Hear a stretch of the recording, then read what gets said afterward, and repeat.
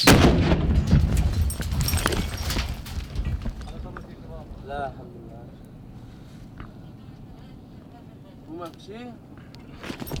لا لا لا. Бягаме ли? ليه؟ Тази ракета, която едва не уби екипа ни на фронта в Алепо, се оказа българска.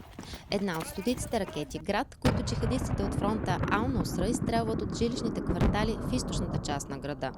След месеци под обсада от силите на сирийската армия и въздушна атака от руски изтребители, бунтовниците отстъпиха от позициите си. Екипът ни влезе в стария град на Алепо, който в продължение на 5 години беше под контрол на исламистите от Ал-Нусра. Групировката беше обявена за терористична от Съвета за сигурност на ООН заради връзки с Ал-Кайда. В тази изоставена къща открихме един от тайните складове за оръжие на джихадистите. This is rocket from Bulgaria. Where? This one is from Bulgaria. Let's see. BG. Всички оръжия, които се съхраняват тук, са с произход България.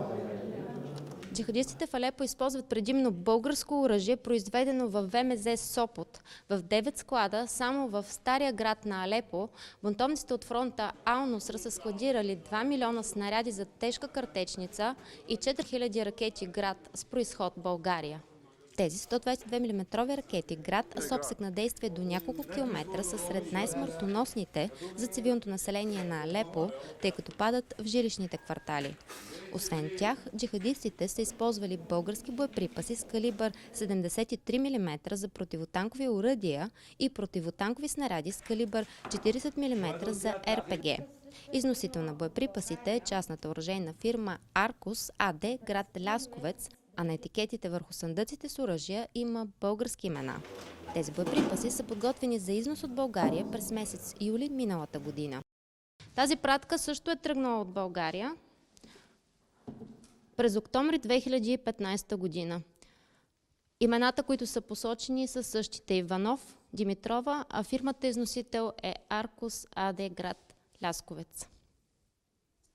Според военни експерти, оръжието, което исламистите са изоставили след изтеглянето си, е било достатъчно за продължаване на сраженията с още 2 години. За 5 години война загиналите цивилни тук са над 10 000, а 100 000 са ранените само в Алепо.